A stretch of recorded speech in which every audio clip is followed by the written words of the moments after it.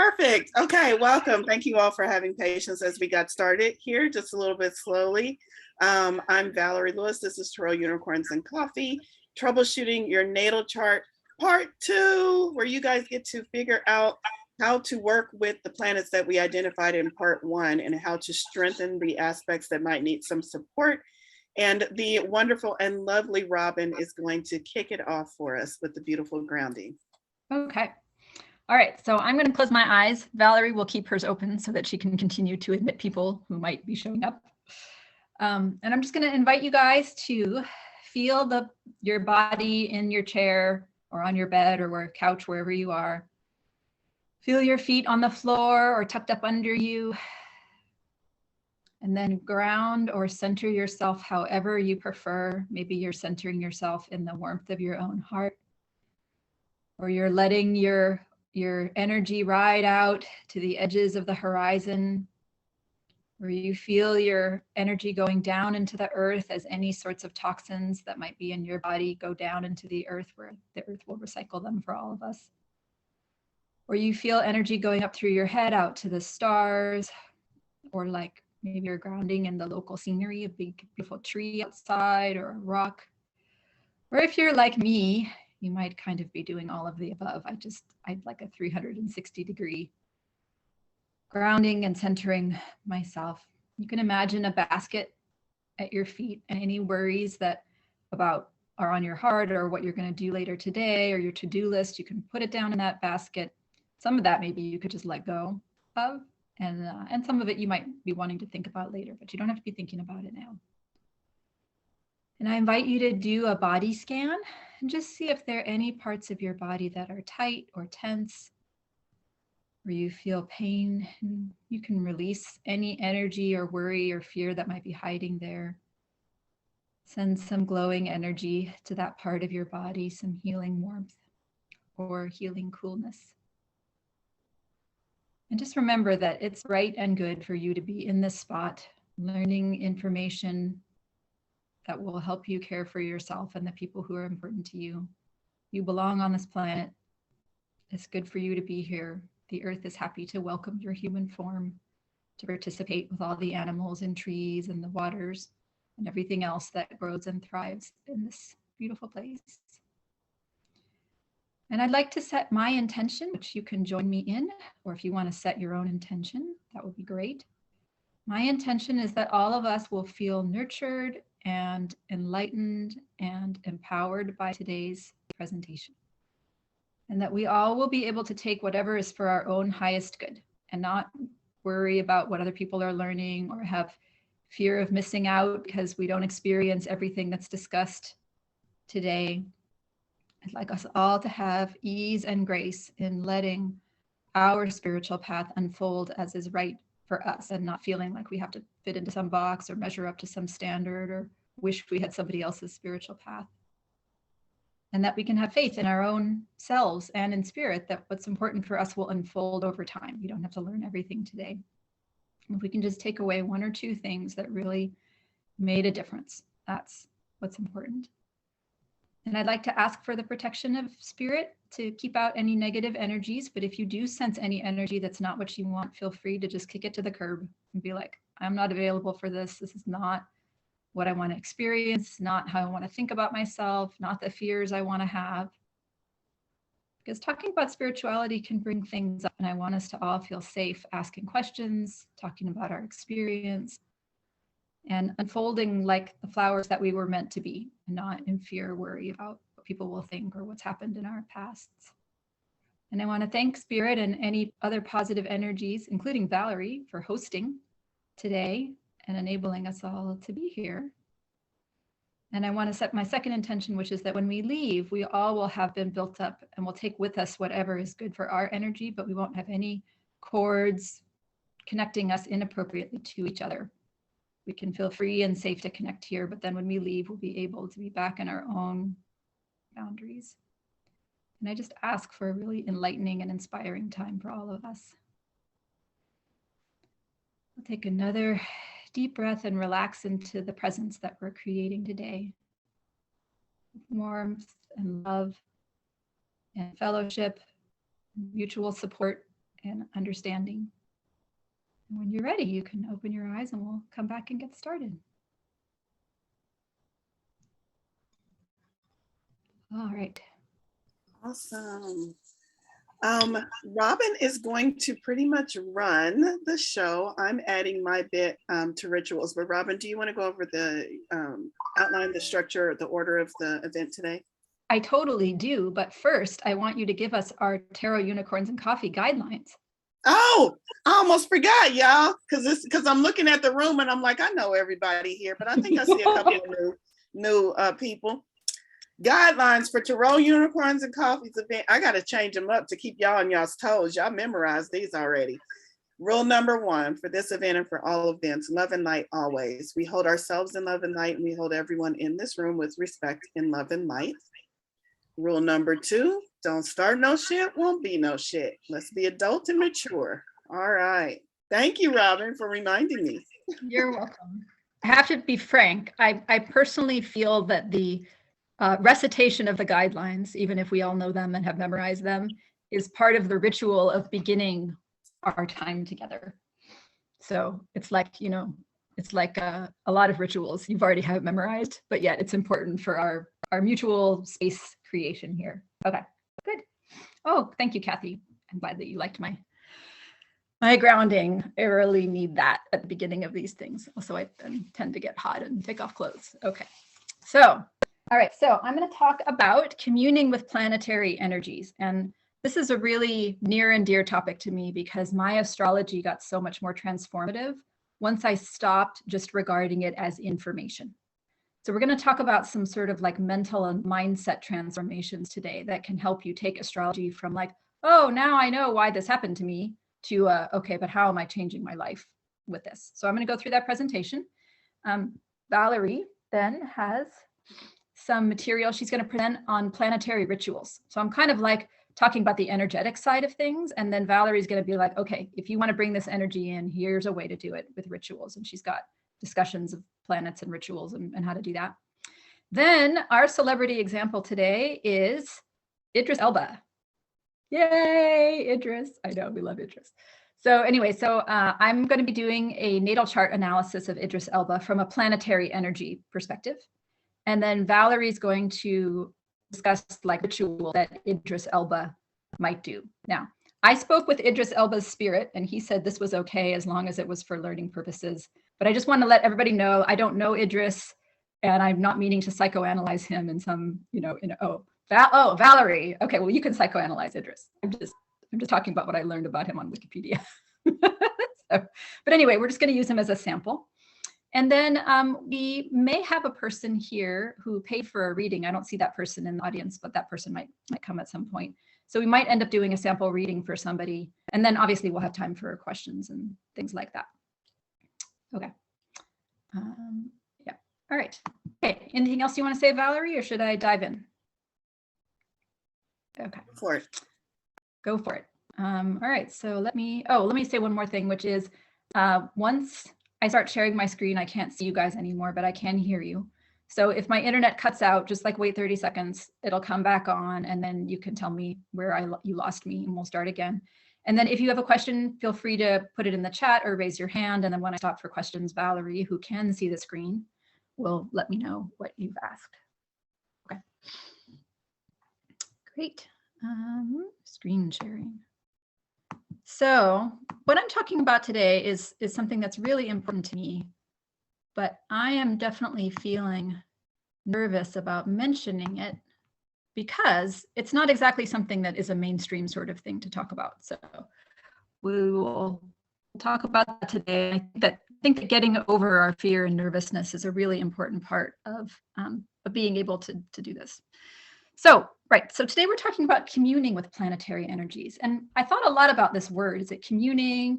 Is it channeling? Is it communicating? And it's kind of all of the above. But what we're really talking about is not just like communicating with them the way you would like the agent at the ticket counter at the airlines, where you go up and there's a transaction and you give them your information and they give you a ticket and then you walk away. It's really this idea that we're bringing the energy inside of us. And this is something that I've discovered is super powerful. This is one of my photo shoots. You guys may know I model for a local photographer. And this is me channeling the Queen of Wands from, this is the Radley Valentine tarot deck, was my first tarot deck. And I really have had a lot of trouble in my life. I'm a survivor of childhood sexual abuse, and I've had a lot of issues not feeling attractive, not feeling like it's safe to be attractive, not feeling powerful in my own power. And so I really wanted to channel the Queen of Wands, who I thought for me was kind of an archetype of embracing your own power. And once I started doing that and I started bringing these energies inside of me, that's when I really began to make progress in healing from trauma and that sort of thing. So what we're talking about today is really doing the same idea of bringing the energies into you, but with the planets. All right, so today's big idea is to build a planetary team of support for yourself, or become part of the planetary team. Now, you guys might come up with different terms for this and how you want to think about it, but this is the big idea. You can transform yourself and your life working with planetary energies most effectively if you bring them inside yourself and your life. And this is a photo shoot that I was on. So after I did this channeling the Queen of Wands, I was like, what if I tried to channel the spirit of Venus for an entire photo shoot? And I just thought of myself in a Venusian sort of way. This is the before, what I used to look like before I started doing this. And this isn't a bad photo of me, and I'm not criticizing myself, but you can see that I am like very covered up. This jacket's a little bit too big for me. This gray is not a great color for who I am. I'm not terribly relaxed. My hand is clenched. And I looked at this and I thought, I felt like one of those women, like the Puritan women or the Victorian women who were just like all covered up. And it was really scary for me when I started bringing the energies in. And I, in fact, had a couple of panic moments on the way to the photo shoot where I had to pull over and just stop in the car and like take some deep breaths and calm myself back down. But I realized that the idea of bringing the planetary energies inside of me was bringing up a lot of like obstacles and fears. And that was exactly what I needed to heal from. So I don't know how you're feeling about the idea of communing with planetary energies. Don't be surprised if it brings up some difficult issues, but we're going to talk about that as we go along. And some of the tips I'm going to give you today have to do with how to do that. And what I've discovered is it's much easier to build a planetary team if you already have supporters in the physical world. So the planet energies can support us. But like for me, getting in front of a photographer and having another human being actually participate in this with me was really crucial. And as a result, big announcement, I'm starting a group. We're going to be doing a group coaching where we talk about analyzing your natal chart and bringing the planetary energies into your life, because I've had a lot of fun working with clients on this, but I hate the fact that we do one reading and then they leave. And I don't get a chance to support them and discuss and coach through the process and really build that community. So we're going to be talking more about that as we go along. Does anybody have any questions thus far, or should I continue on? Nothing in the chat. Okay. All right. So we're talking first about a mindset change. The old way that people looked at natal charts, and I'm not highlighting anybody. I started off this way when I started with astrology, and you'll see this a lot if you look at astrology videos and things like that, was that your natal chart was an explanation of your problems. Oh, I can see now in my chart why I had so much trouble with my dad. Oh, I can see now in my chart why my childhood was challenging. Oh, in my chart now I can see why I have trouble with relationships and constantly, move from one partner to the next. And that has to do with the kind of the psychological basis of modern astrology. And it's true. You can use your chart to explain problems. But what I've discovered from talking to a lot of clients is that people kind of get stuck there. It's like, and they say things to me like, oh, that's like a double whammy, right? Or, oh, that's my trouble spot. Or, yeah, Saturn and Cancer, boy, that was a real, gift in some sarcastic way. And there's this sense that like, oh, now that I look at my natal chart, I can see all my problems. And honestly, I cried the first time I saw my natal chart. So I get that. I totally get that. But it's not very helpful to get stuck there. So today, I want to invite you to make the transition to the new vision. Your natal chart is a source of solutions. Now, that starts with understanding what the problems are, the challenges. But what we really want to do is move to this idea that, okay, now that I see what's causing this, I can look at my natal chart and see what can I do to improve. This is obviously a big thing we're going to be doing in the group, is talking about how to find solutions in your natal chart. So if you're ready for this, I would like you to say out loud or in your mind, whatever's appropriate for you, source of solutions. My natal chart is a source of solutions. So we're just all going to say that together if you would like to commit to this. My natal chart is a source of solutions.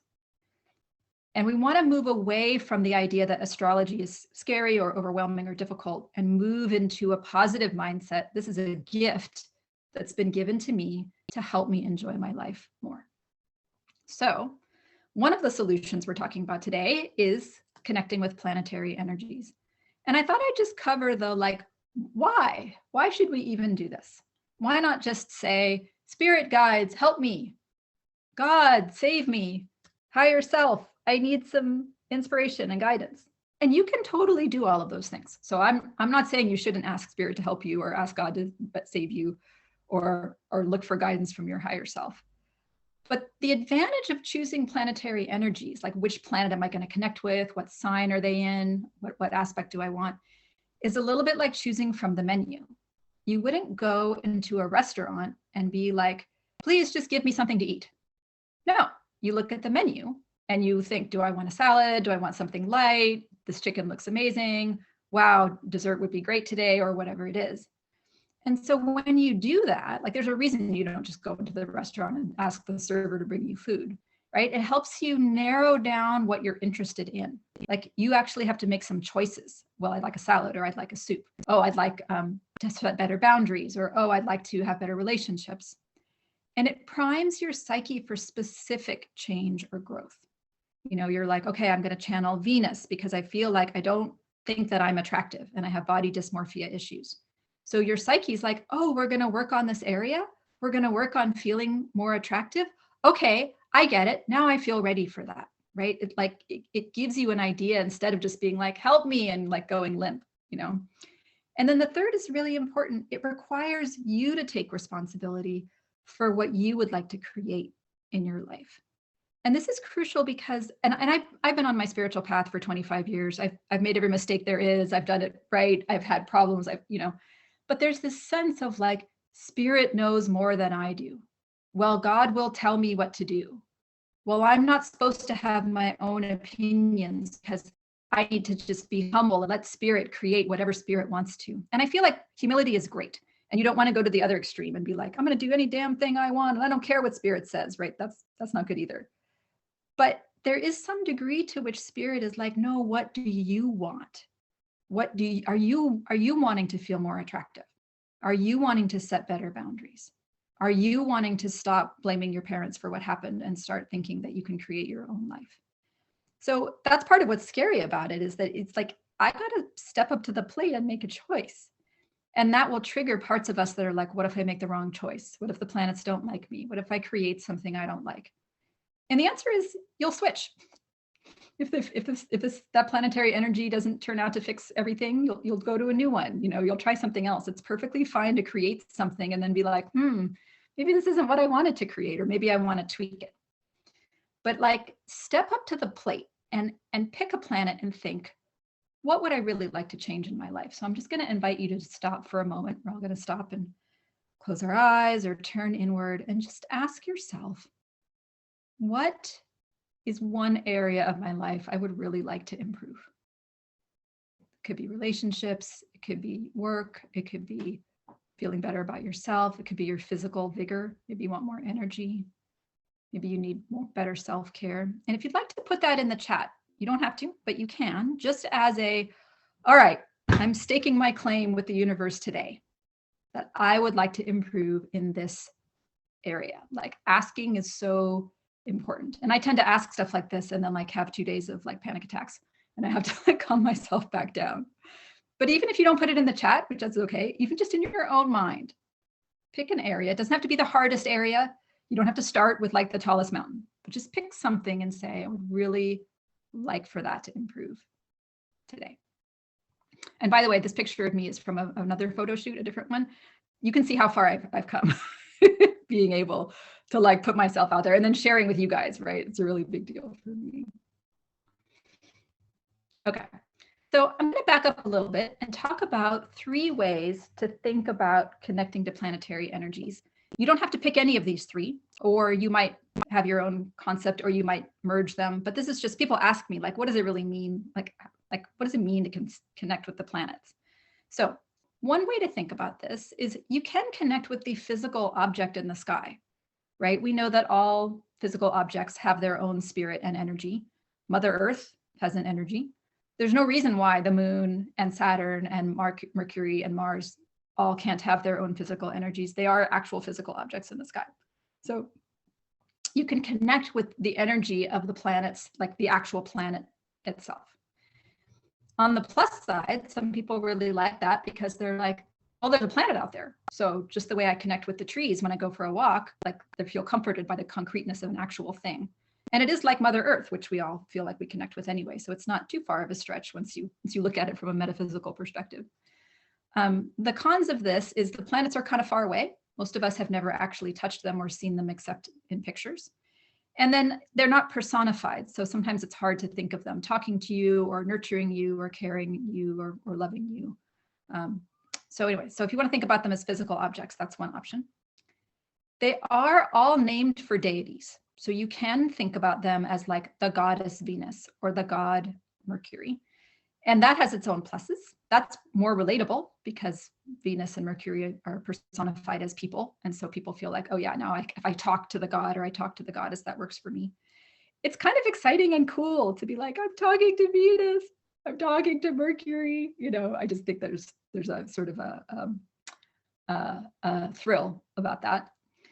The one thing you want to think about if you do that is that there's not 100% overlap between the planets in astrology and the actual deities themselves. So like Venus is a pretty close overlap. Venus is the goddess of love and beauty and art, and that's kind of what the planet does. But like the planet Neptune in astrology is all about mysticism, cosmic connection, unknown energies, and the god Neptune is the god of the sea. So they kind of overlap in that the sea is water and water is sort of connected and flowy, but the god Neptune is not really the god of like astral travel per se. So you just have to be careful that you're not getting sucked into exactly what the god is and you lose track of the astrological meanings. And then the other thing about the deities, and we'll talk about this a little bit more when we get to the obstacles, but is, you know, a lot of times we connect the deities with the stories about the deities from Greek and Roman mythology. And honestly, those stories aren't all great. There are a lot of stories about deities, you know, taking advantage of humans and being tricky and selfish. And that was kind of a characteristic of Greek and Roman mythology, is that the gods were very human, quote unquote. But if those stories are like, I don't know, I don't feel like I'd feel comfortable trusting those divine, you know, personifications, then maybe the deity route is not exactly the right one for you. This final one is the one that I use. It's worked the best for me, which is to think of the planets as aspects of divine love and energy. So it's kind of like when you go into a restaurant, you know, like let's say you go into like an American style food restaurant, right? You know, it's all American food, but you might expect burgers and ribs and chocolate cake and like Caesar salad. Those are like classic American food items. And then you would choose on the menu if you wanted burgers or ribs or whatever it is. So I feel like, you know, I don't know about you guys, but I feel like we're surrounded by divine love at all times. So this is a picture of a goose parent with a bunch of little baby geese from our last apartment. And it was so sweet to just go for a walk and watch the mama or papa goose with all the little babies. And so I feel like for me that divine love is very relatable. And that has helped me not be so afraid of dealing with the planets. So the pros of that is it's infinitely loving and it's very adaptable. The planets aren't stuck with some sort of like preconceived notion of how Venus is. I feel like there's more flexibility for those energies to manifest for me. On the other hand, it's not quite as colorful or as historic or as concrete as working with deities or the physical objects of the planet. So you can choose whatever seems appealing to you, and that can change over time. You might start with deities and then move into aspects of divine love. Whatever way you decide to consider the planetary energies, whether it's any of these or your own, it's really important to ask what is going to help you with the issues that you're working on and with the ways that you would like assistance from these planetary energies. All right. Does anybody have any questions about this? I'm not seeing questions about the slide presentation, but there were several questions when you mentioned the group that you're starting. A lot of excitement over that. Did you say you were going to cover that later? Yes, I definitely am. Okay, perfect. I'm glad people are excited. I'm excited too. I'm trying to price it at a reasonable price that's affordable for people. Yeah, and I'm definitely going to be covering that, but I'm glad that that's exciting. Yeah. So, okay, I will keep going then. All right, so I know I presented a lot here, and the whole idea of bringing in the planets might be bringing up a lot for you. So I just thought I'd go through some of the things that people how people have responded to this, and then we'll have a transformational framework to get us in the right frame of mind. So some people come to this from the perspective of lack, which is like, I need more things in my life to make this better. I need more of the planetary energies because I can't figure this out myself. Well, I need more information about my astrology chart because once I get that information, then that's going to fix me. And some people are seeking salvation. And they're like, spirituality, save me. Only by communing with the planets can I transcend the horror of this modern world. I need to escape from my own awfulness so that the planets will rescue me. I need spirit to tell me what to do because I'm incapable of making my own decisions. And then some people are coming to this from the perspective of being overwhelmed. Oh my gosh, there's like so much stuff in my chart, and there's 10 planets and 12 signs, and then all the lines. And now Robin's got these 3 different ways to look at the planets. And what am I going to do? Where do I start? And I have been in all of these, and I often find myself in these. There are more, obviously, but I think, these are really common things for us to experience, especially because we're really working in an area of spirituality that is not something that we get trained in growing up. So we're all kind of like, all right, trying to make our way, going to meetup groups, listening to experts, going inside myself. But there's not that foundation of, oh yeah, I've been studying this for a long time, or, oh, I know tons of people who are doing this. So I really want to invite you to make the transition to this. Self-sufficient. I am a powerful co-creator to love myself more and find solutions. So you can see that this is building on that idea of going from the natal chart as an explanation of problems to the source of solutions. So if you find yourself in any of these mentalities, lack, seeking salvation, overwhelmed, or any other sort of, negative state that you are in, I invite you to make the transition now to the I am enough. I can figure this out.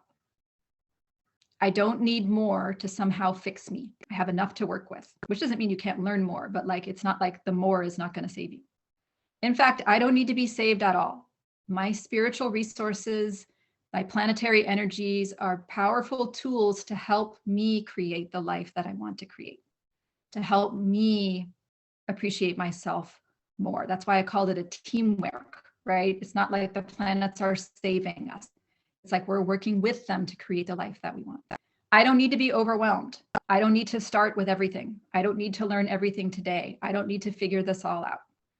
I can trust myself and my connection to spirit to unfold what is important for me in the moment, knowing that if something is really important and I ask for wisdom and insight, I will be pointed in the right direction. So just take a moment, you can close your eyes if you want, and ask yourself, is there a part of me that's in any of these 3 states? Lack, seeking salvation, feeling overwhelmed, or any other state that's not the state you want to be experiencing? Maybe you're in more than one of these states.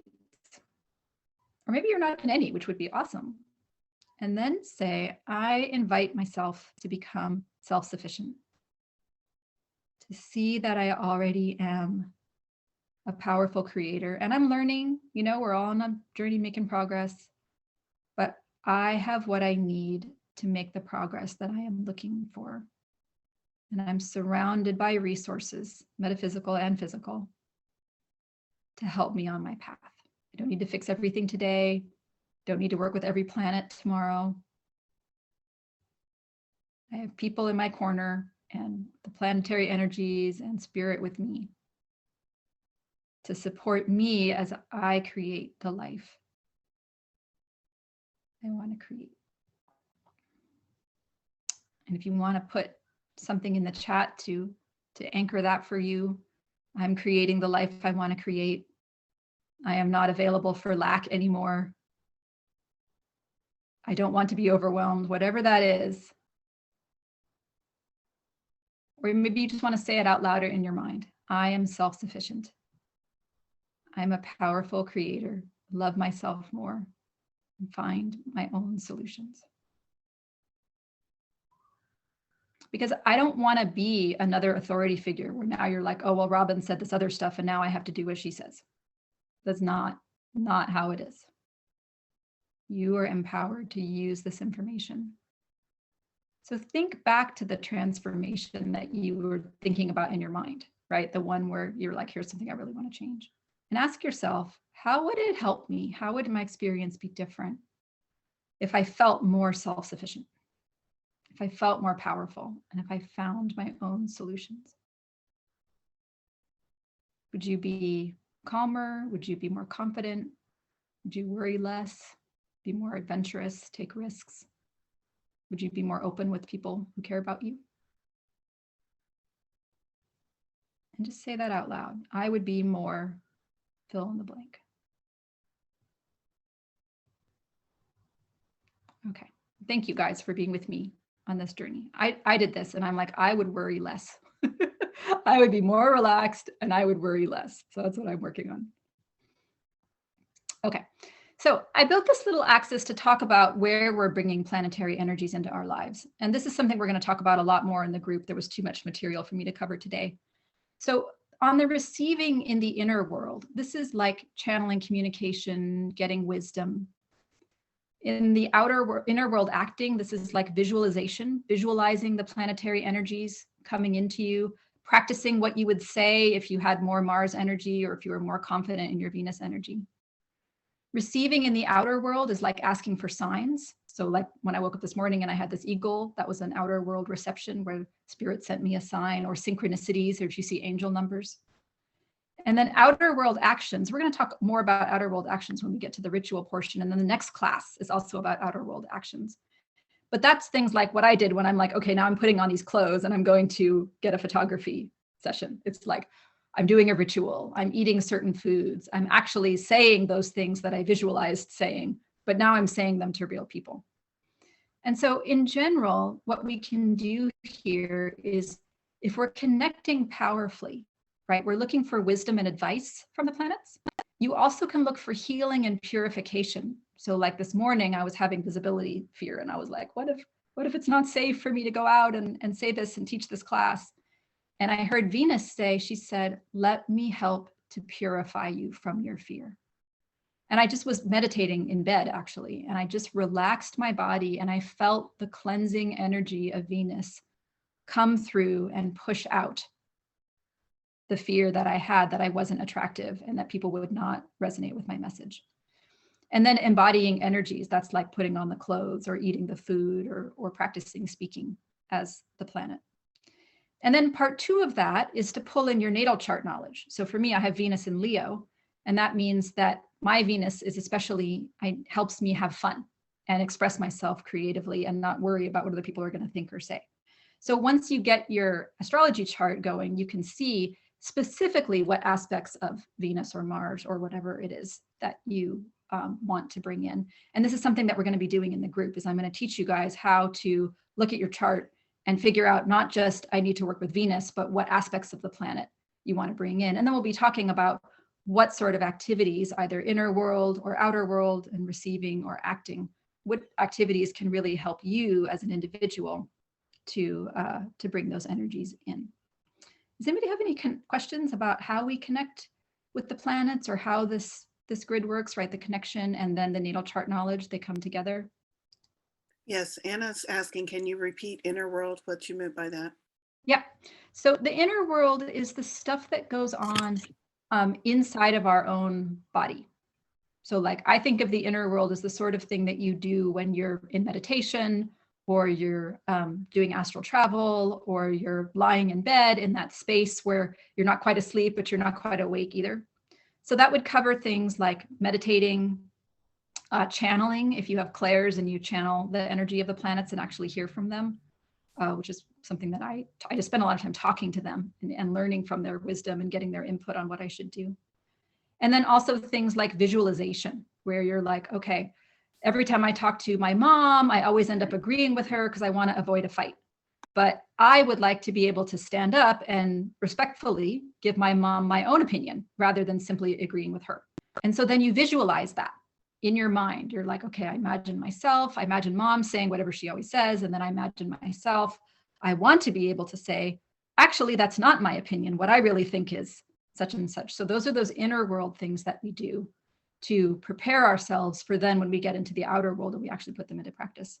Inner world things could also include like fasting, in the sense of like you're trying to purify what's going on inside of you, or releasing toxins, or also like if there's mental work where you need to go back and reparent your inner child or revisit a scary event in your past, and then like create a new memory for yourself. Does that answer that question?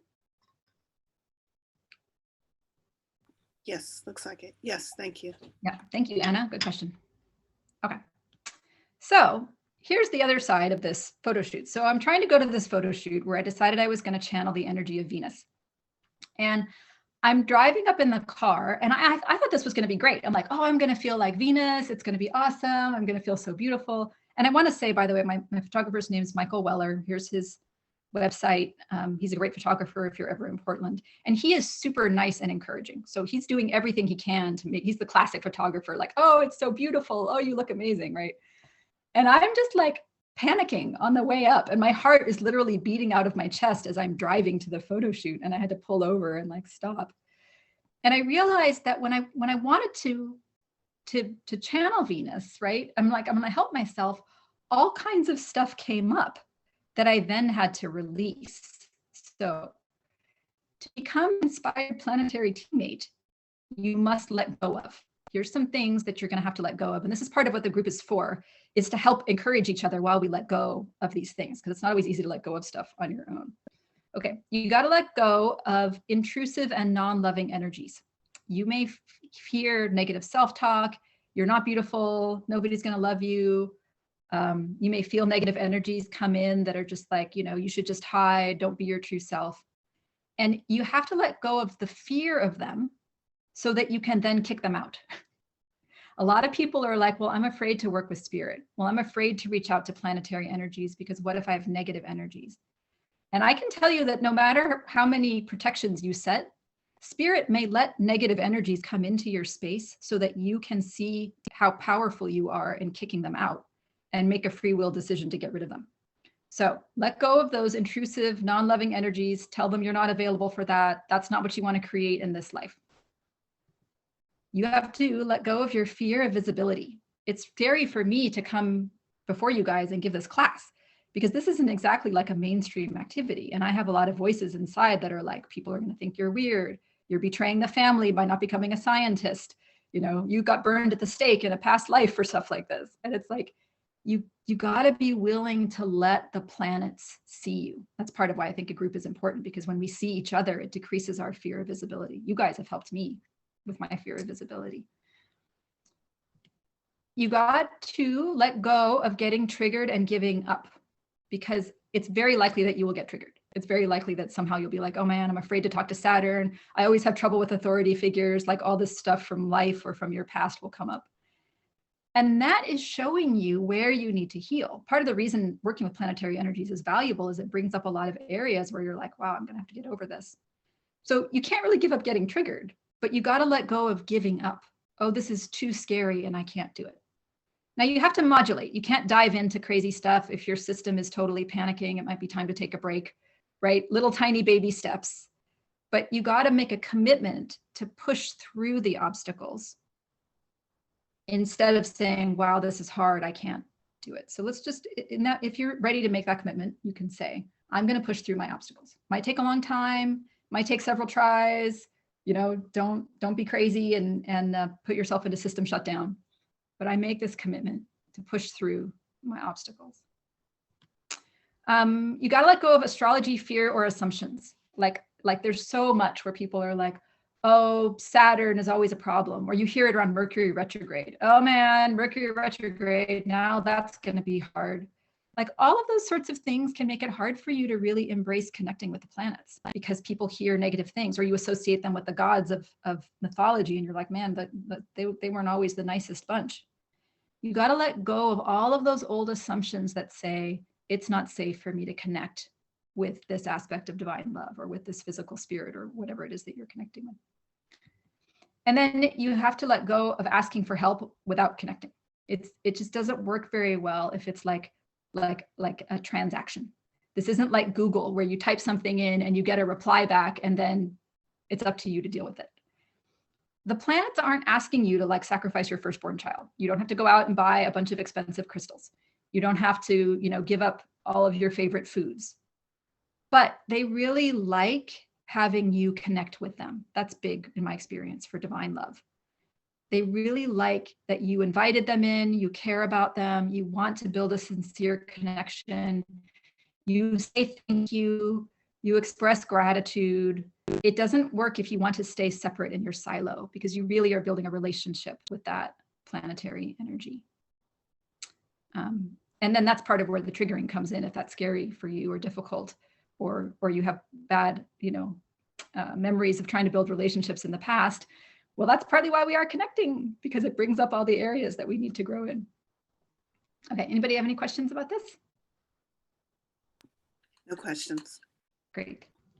All right, so here's kind of what we're doing, and this is what we're going to be working on in the group as we go. So this, by the way, is a picture of my friend Scott, who is summiting Mount Arkansas, and he sent me this picture, and I'm like, wow, this is exactly the picture I wanted for this presentation, because it does feel a little bit like climbing a mountain sometimes, trying to achieve that transformation. So the base layer is to pick a powerful planet.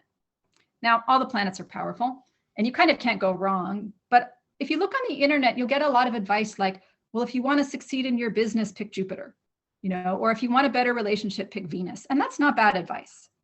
But it's much more powerful to look at your natal chart and figure out whether Jupiter is really the planet that is blocking your abundance at work, or look at your natal chart and figure out, okay, is Venus really the issue in my relationships? Or maybe it's Mars, maybe it's Pluto, because I feel powerless in relationships. So, and that's what we're going to be doing in the group, is looking at everybody's chart and figuring out where are those planets that really would make the biggest difference for you.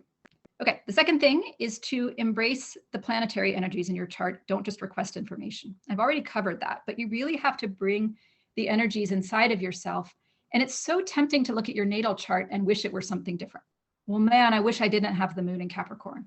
I wish I didn't have Mars in Libra. But the way I do this, and the way that the planets want to do it, if you go with the divine love aspect, is they want to help you learn to love yourself. So it's not about fighting against who you are.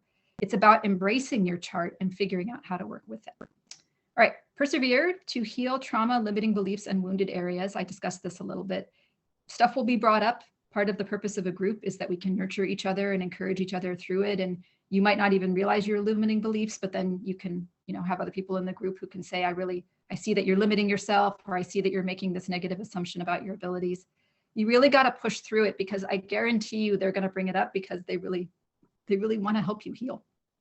So of course, they're going to reveal what you need to heal from. All right, hold fast to love, reject or react against unloving messages. So that's part of that, what needs to be healed. I'm going to persevere in loving myself. I'm not going to give in to those old messages that say I'm not good enough, or I'm a failure, nobody will love me, or it's always been this way in the past, so it can't change. I'm going to decide that this is a chance for me to grow in positivity and love in my own life and for others. And then stay graceful and easy, and embrace personal power by letting the planets communicate with you for your highest good. It's really easy to be like, well, if I could just hear them talk, that would fix everything. Or why don't I see angel numbers like this other person does? And that's something that's going to come up in the group, is we're going to be listening to how we're all communicating with the planets. And you might hear somebody else have some experience and be like, man, I wish I could have that. So on the one hand, I'm all for you attempting to create that experience if that's what you want. But what you've got to do is let it unfold. It may not be for your highest good to have that experience quite yet. I was on my spiritual path for 20 years before I heard a single voice. And so you got to like be willing to inhabit your current space in a graceful, easy, relaxed kind of way, embracing your power, whatever that is at the moment. And then knowing that we're going to build from there, and that's going to change as we move forward. All right, so it is kind of a mountain. On the other hand, Scott was so incredibly proud of this photo when he sent it to me, because once you get up there, you're like, man, I've made progress. I'm not as traumatized. Things feel better for me. I feel like I have solutions. You know, I can ask Venus to help me overcome my fear of visibility. I can ask Mars to help me set better boundaries that don't destroy my relationships. I'm not alone trying to like figure out my life or heal my trauma. And especially if you've tried a lot of other things and they haven't worked, don't let that tell you that this is going to be another thing that won't work, because this is different. And I've tried a lot of other things and seen many therapists, and it really didn't help until I found this. And all of a sudden I'm like, here's a store of positive energy, wisdom, healing, connection with the natural world that I can use to help me create the life that I'm looking for. So what's next? Okay, yeah. So anyway, does anybody have any questions about this? How are you guys feeling about this vision that I'm sketching out here, being a planetary teammate, holding in love, persevering through trauma, embracing your personal power and energies?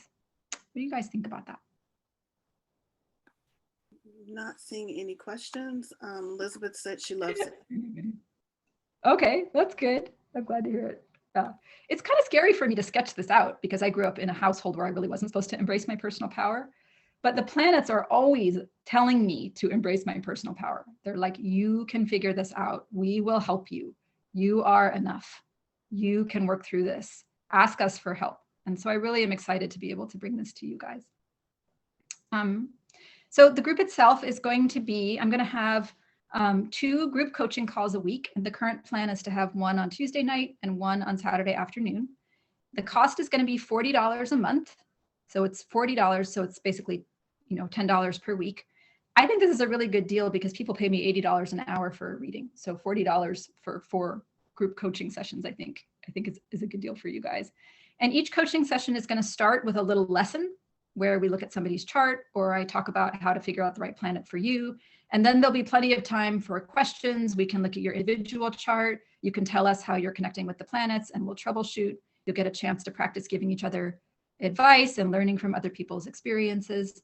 And then I will have a replay so that if you're not able to make the coaching call, and yes, you can come to both if you want. If you're not able to make the coaching call, I'll send out a replay and you can go ahead and watch that after the fact, and then email me with any questions that you might have about it. And I'm also going to give you access to my library of astrology classes, which is online, and you'll be able to go back and watch the astrology classes. I got the eclipse class.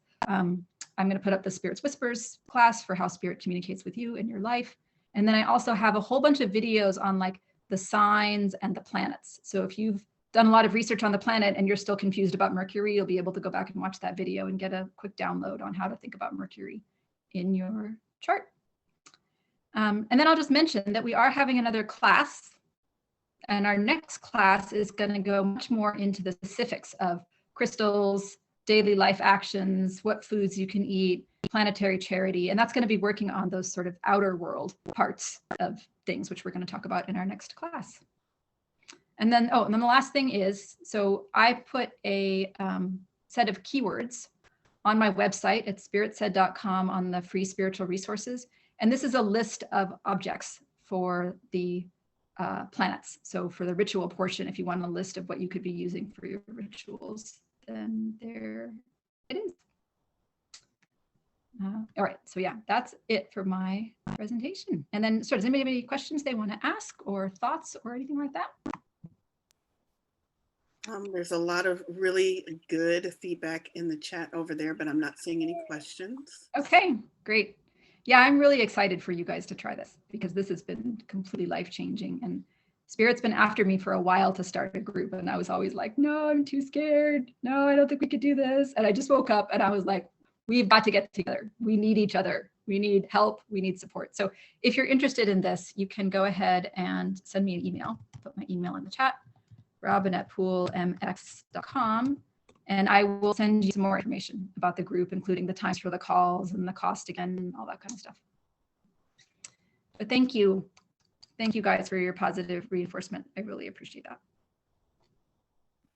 Awesome. Okay. Are you ready for the rituals? Absolutely. I'm so ready. Yeah, I'm excited. That group sounds awesome. I love it. I love it. Okay, let me get my screen going here. And we will talk about planetary rituals, finding support for your planets. Look at that beautiful graphic. Dun, dun, dun. The super awesome planetary remediation, rituals to support planets in need. So a few things before we get started on the rituals. Screen. Rituals, what are they? You are the magic. You are the magic. You are the magic. One more time. You are the magic. The rituals are a way for you to focus your energies, your intention, your mind, your thoughts, but you have the magic.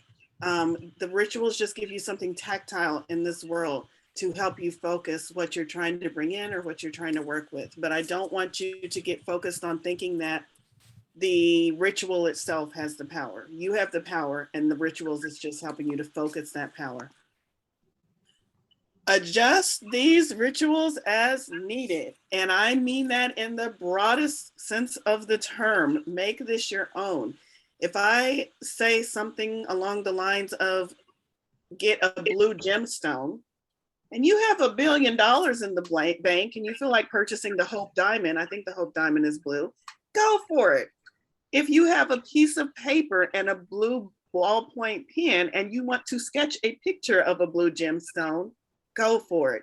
You do not have to break the blank or do something extravagant or go out and gather these items and feel like I have to have this item because that's what she said. You can make adjustments based on what you have available, based upon if you like to purchase new things or if you want to recycle what's around you, and based on your budget and just how soon you might need to get this ritual together. Maybe you don't have time to go to the shop and buy the stones and all of the things. So please, please, please don't feel like you have to do these rituals the way they are outlined. Make adjustments, make it personal. And also adjustments to make it personal. The more personal it is, the more impactful it will be. Avoid planetary bypassing. I don't know if that's a term, y'all. I made it up because y'all know what spiritual bypassing is. It's using spirituality to not look at issues and deal with issues. So I just made planetary bypassing up. And what I mean is if we identify a problem area that you might be exhibiting or experiencing in your life, that doesn't mean you have a huge growth on the side of your neck and you say, oh, I'm just going to work with the planet Mercury for communication and clearing my throat chakra, and I'm not going to go to the doctor. Please don't do planetary bypassing. Please seek help when needed, even if we might be identifying problems that can be helped by these planetary energies. Still want you to seek help when needed. If you're ever in doubt, like, I don't know if I should have this looked at or if I should do some spiritual inner work, seek help. It doesn't hurt. I'm saying that because we're going to identify some things that might need a professional to step in and help you with that. And I don't want you to feel like you can just work with the planets and not go seek the help if you need to seek help. These rituals and the information and the items that I'm asking you to gather are absolutely not all inclusive. The list that Robin just put up, I wish I could remember the name of it, but it's on her website, spiritsaid.com. It's under free resources, and that has a very broad sense of the list. There's also outside of that even more lists that you can go on. I would say stick with what Robin has put together for starters, for beginners, for jumping off point, because you can very easily, I may have done this, get lost in the interweb trying to find different objects to pull in for the planetary energies. But I want you to know that as I went through this presentation, did I put that on the, yeah. So I went through this presentation, I only chose 1 to 2 items from the list of many, many resources. And I tried to choose the items that would be easy to remember mentally. So for instance, if I said Mars is the color red, and then I went to crystals, even though there was a broad list of crystals, I tried to choose red crystals so that you could mentally remember which crystals work best with Mars energy. That's not to say that there aren't crystals that are not red that will work with Mars energy. So I want you to realize that. Also, it's very important that you realize that you are probably your best source of finding out which items work for you, because a lot of times you're already intuitively working with the stones or crystals or items or scents that your body is just like, oh, that would seem nice. And then you go into a presentation like this and you're just like, oh my God, I've been wearing that bracelet with the black obsidian on it for 3 weeks now. And now I'm in this presentation and I realize that's the stone I need to support the planet I need. So a lot of times you will intuitively already be doing the work. Let that also be your guide. If you're particularly drawn to certain items or foods or scents or crystals, also let that be your guide. So research and add whatever feels right to you. Build a ritual. That's what I'm calling it. Build a ritual, like Build-A-Bear, y'all. The ritual, I'm going to talk to you about the ritual itself first. Then we're going to go through each planet and what you can gather for the ritual. Then we're going to come back together and talk about the ritual again once you've made a list of all of the items that you want to include. So I call this the milk and cookies ritual. Y'all, I went down so many rabbit holes with this, trying to make a cookie cutter ritual to fit all of the planets. I want you to realize that this is a cookie cutter ritual. If I was looking at your chart specifically, I would be able to see where the placements are, where the planets are, what's supporting them, and it would be a totally different ballpark. And Robin can attest to that as well. This is a very general, basic, get your feet wet, get started. I call it milk and cookies because I had this image in my mind, I'm sure it was divinely inspired, of Santa Claus. And when Santa Claus comes to your house, you set out milk and cookies. Santa Claus takes the milk and cookies and then he gives you presents. And that's the same way I kind of want to vaguely sort of work with the planets. We want to start the ritual. We're going to pick a day that we're going to do the ritual on. We're going to set out our milk and cookies. We're going to give an offering to the planet. We're going to, after the planet takes that offering, leaves us presents, we're going to receive those presents, those gifts, those energies from the planet. We're going to work on receiving those in a couple of different ways, through meditation, opening ourselves to be a receptor through meditation, preparing a way to receive the energies. And then we're also going to go over the length of time, suggested length of time to perform the ritual, which you'll understand better when we get into each planet. I put in asterisks there because the interwebs vary with what numerological number they assign to each planet. I went with the list that resonated with me the most.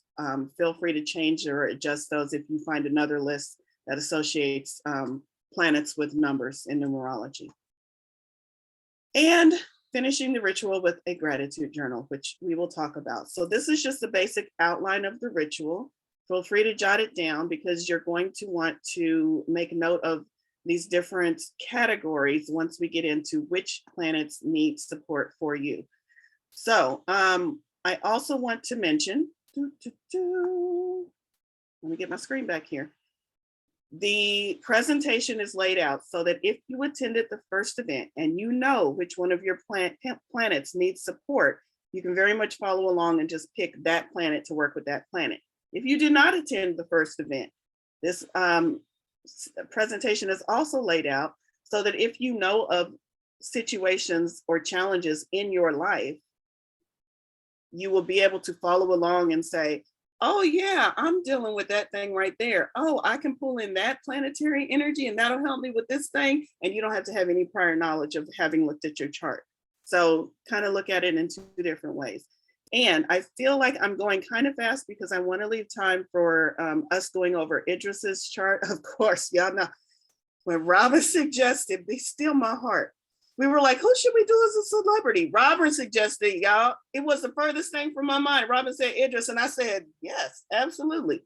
So I want to definitely leave time for going over Idris's chart later.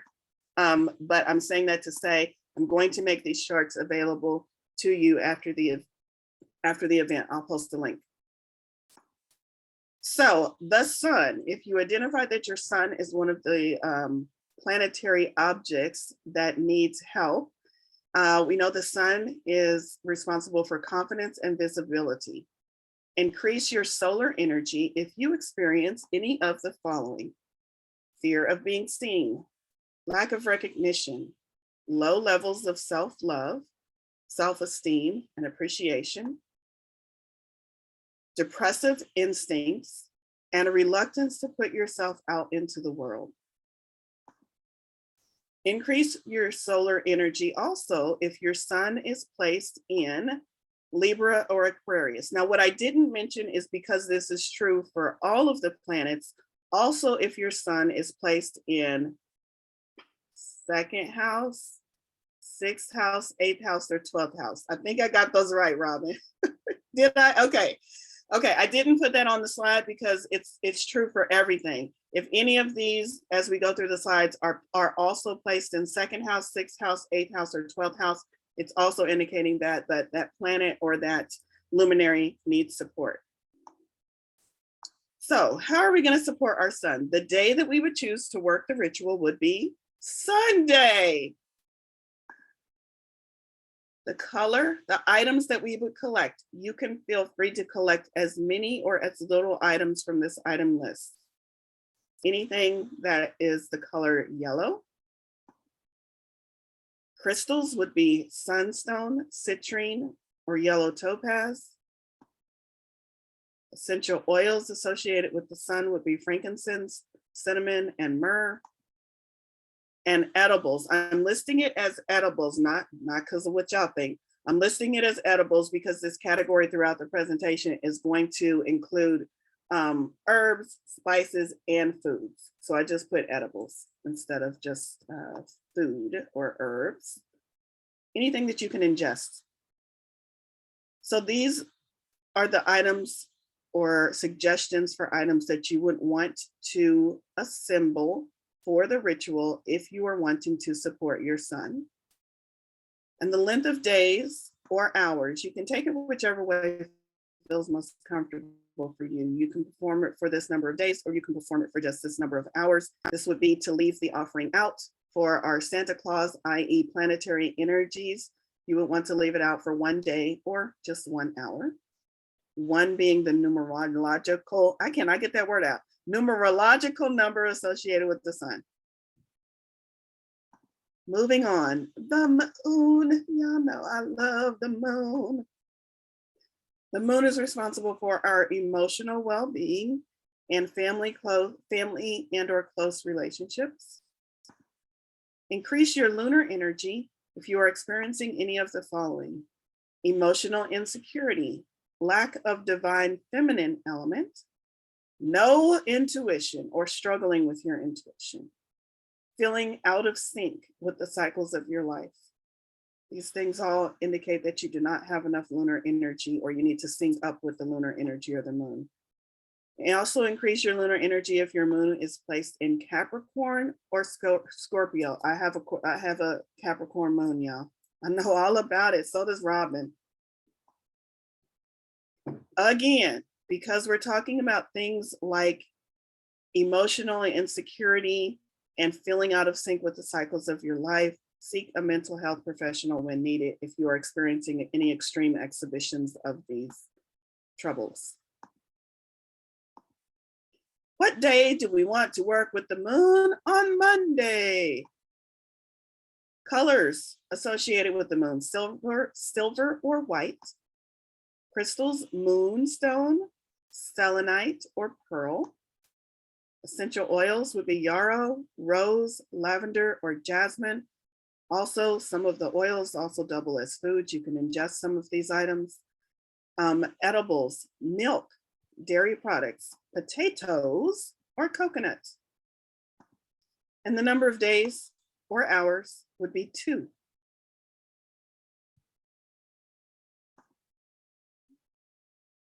All right, I'm just checking real quick to see.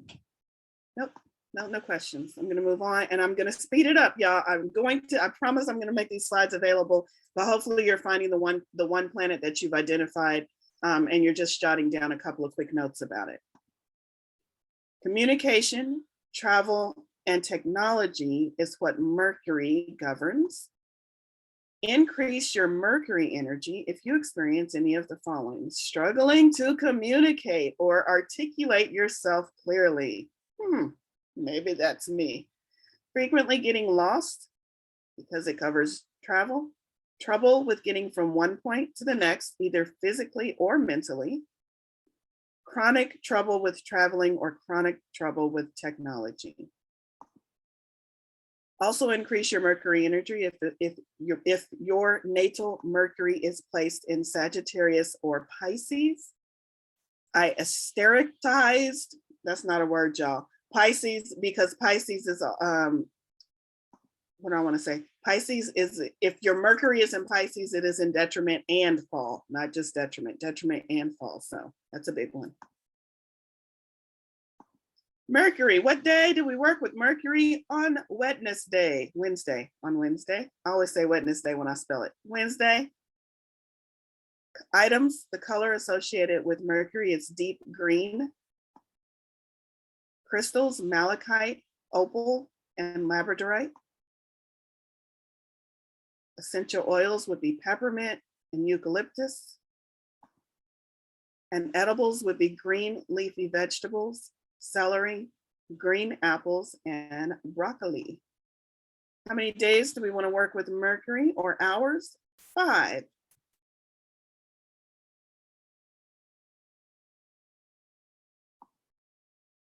Venus. Oh, I didn't do the animation on this one. Venus rules love, beauty, relationships, and feminine or divine feminine. Feminine energy. Let me say it that way. Feminine energy. Oh, I'm sorry, y'all. Increase your Venus energy if you experience any of the following: low self-love, lack of grace and artistry, an inability to take pleasure in yourself or your appearance, trouble connecting and expressing yourself in matters of the heart, and a lack of romance in your life if you're seeking romance.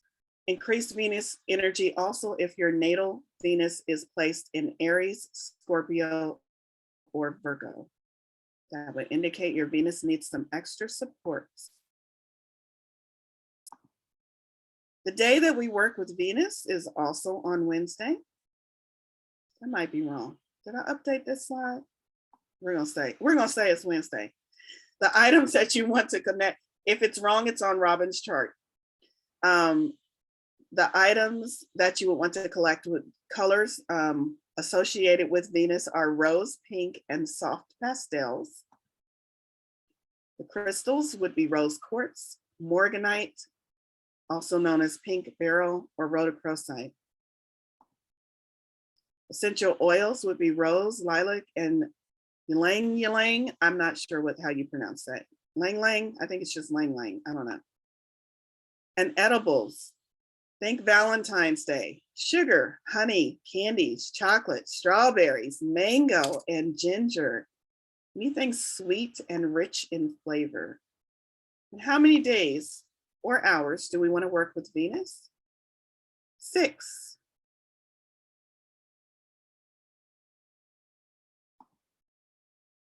Mars. Mars is associated with raw energy, assertiveness, and masculine energies, or divine masculine. Increase your Mars energy if you experience the following: fear of standing up for yourself, also inability to set boundaries would be one, passive aggressive actions, or just no creativity. Also increase your Mars energy if your natal Mars is placed in Taurus, Libra, or Cancer. And where I'm finding this information on where your Mars is placed and how it would need help is from Robin's first presentation, where we identify planets in detriment and fall. Okay, what day do we want to work with Mars on a Tuesday? Mars governs Tuesdays. Items that you might want to collect for the ritual would be anything of the color red, clothing items, pencils, crayons, anything of the color red. The crystals, bloodstone, red jasper, ruby, garnet. It would be the redder shade of garnet. There's a couple of different shades of garnet. Essential oils that you can work with would be frankincense, black pepper, and cinnamon. Also, as we know, black pepper and cinnamon can be food items, edibles. Mars, when you think of Mars, the god of war, foods that could be associated with this deity or planet would be spicy dishes, curry, red chili peppers, tomatoes, and galap. I don't know what that word is, but it was listed as a vegetarian alternative. I believe it is either a fruit or vegetable. Galapagos, maybe I said that right, maybe I didn't. And the number of days that we want to work with Mars, or days or hours, would be 9. I'm going to pause for just a moment and see if there's any questions. Doesn't look like it. What are the days knowledge for? This would be the day that you would perform the ritual, when it would be most effective. The days that are assigned to the planets. Excellent question. Okay, Jupiter, the planet Jupiter. Jupiter is associated with abundance, expansion, and wisdom. Increase your Jupiter energy if you experience the following: a lack mindset, inability to see the big picture, overly wasteful, unable to understand deeper matters. Increase your Jupiter energy also if your natal Jupiter is placed in Gemini, Virgo, or Capricorn.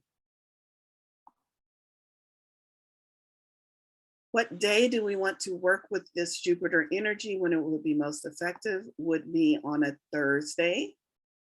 Jupiter governs or rules Thursdays. The items that we will want to collect, the color, anything with blue, purple. Crystals would be amethyst, blue sapphire, excuse me, and blue topaz. Essential oils would be sage, anise, and rosemary. Edibles would be any oily, sweet foods, garlic, or onion. You will notice as we get further out to the further planets, there is less and less information available. And that's because most of these associations were made when we looked up and we saw what we could see.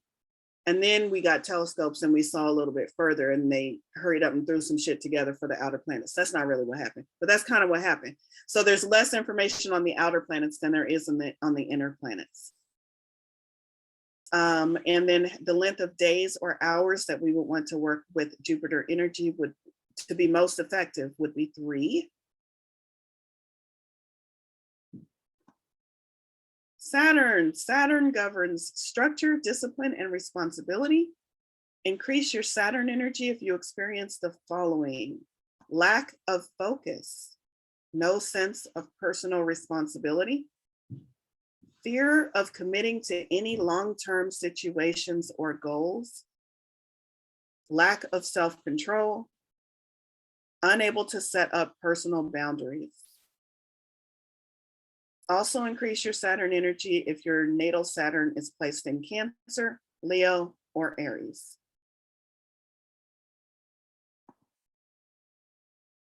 What day do we want to work with Saturn energy or perform the ritual Saturn on Saturday? The items that we might want to collect for our ritual would be anything of the color black or dark gray. Crystals would be obsidian, black tourmaline, and onyx. Essential oils would be witch hazel, myrrh, and patchouli. The edibles, dark chocolate, pomegranates, and salads. And then how many days or hours do we want to work with Saturn energy would be 8.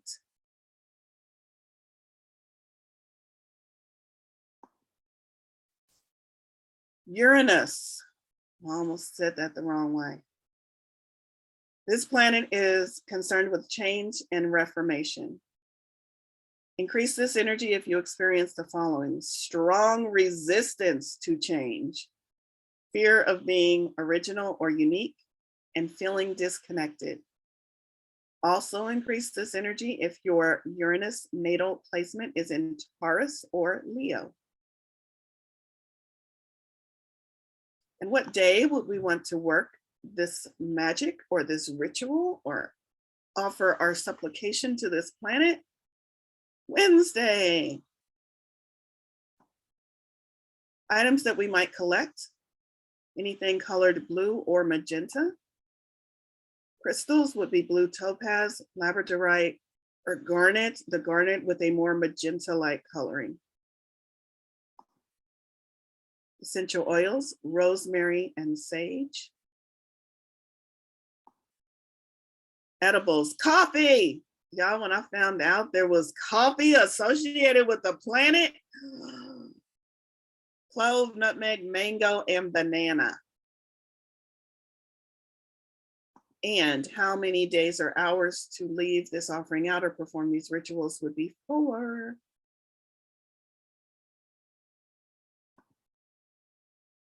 Neptune is associated with intuition, mysticism, and spiritual development. Increase your Neptune energy if you experience the following: low sense of intuition, feeling stuck or stagnated on your spiritual path, lack of compassion or kindness, or insomnia. Because Neptune also governs dreams or the dream state. That's why insomnia is in there. Increase Neptune energy also if your natal Neptune is placed in Virgo or Capricorn. Capricorn seems to be bad for a lot of planets. Fucking Capricorn.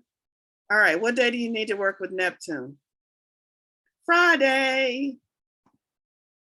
Items to collect: anything colored violet or sea green. Crystals: shell, abalone, or jade. Sea green variation of jade would be most beneficial. Essential oils: jasmine. And edibles: jasmine and kelp. It was a stretch trying to find edibles for this planet, again, because it's one of the further planets. And then how many days or hours do we want to work with this planet? 7.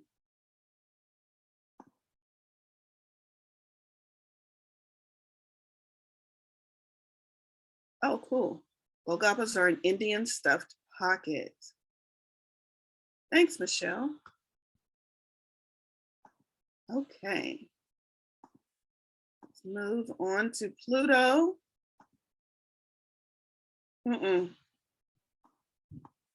Did I skip something? There I did. Pluto: transformation, power, and evolution is the energies that this planet is known for, governs. Increase your Pluto energy if you experience the following: feeling powerless, lack of resilience, resistance to change. Pluto: also increase your Pluto energy or work with this planet if your natal Pluto is placed in Taurus or Leo.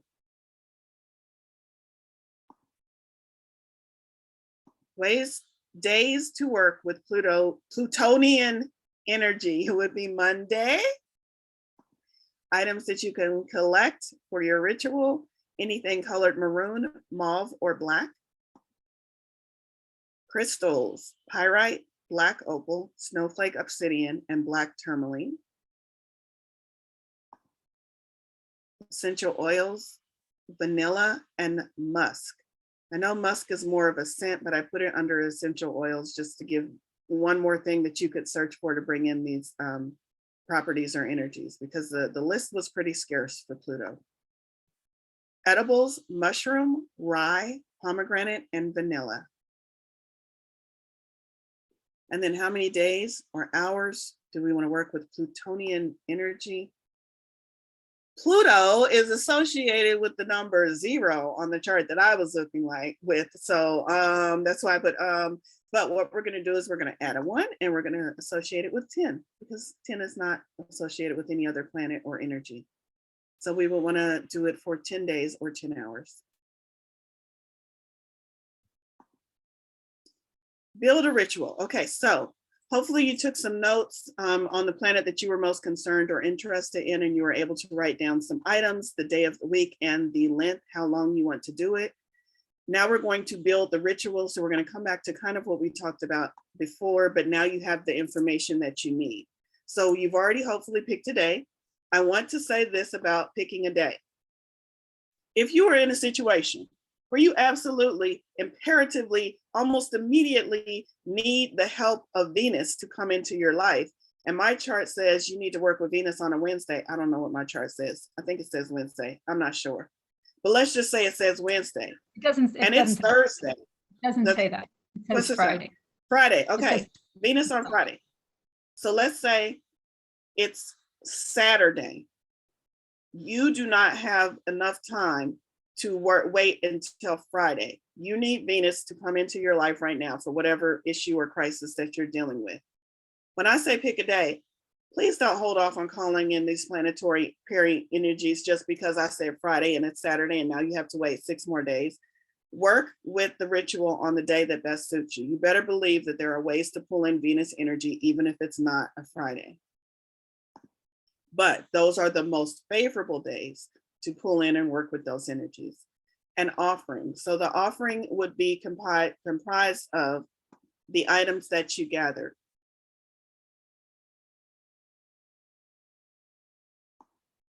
And then ways to receive it would be meditation, preparing a way to receive energies, and the length of time. So this is the information I already went over before. I think the next screen is going to get more into detail of how we're going to put this ritual together. Yes, working with the objects. So you've got your day. Now we're going to create the offering. These slides are very minimal, so I'm just going to talk you through it.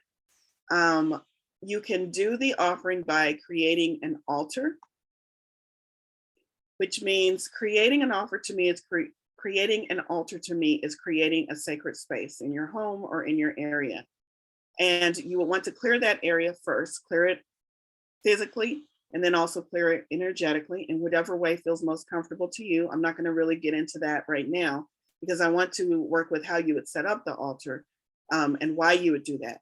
Because as you think about creating an altar, it's just like sitting the cookies out for Santa Claus. You want to put this offering where Santa Claus can get to it and where he can see it.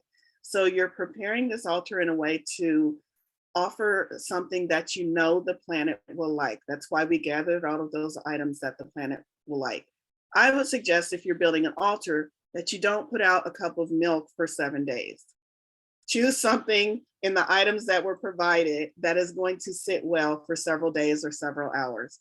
So what you are doing is you're preparing a space to offer up these items to the energies that you're wanting to work with. You can also, in an offering, prepare yourself as a personal thing. So prepare yourself to welcome these energies in.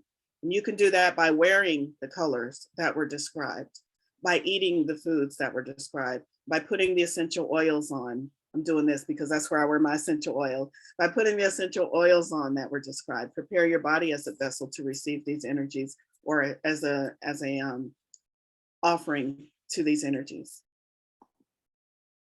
Oh, I did put it in there. You can also wear jewelry that is the color of the planetary energy, or that contains the gemstones mentioned or crystals mentioned as the planetary energy. So just a couple of more tips on how you can prepare yourself as part of this ritual. Eating foods, we mentioned that. Okay, so let me go back just a minute. No, I didn't want to do all of that, but I did. So we've picked a day. The offering we have decided to set up as an altar or as ourself.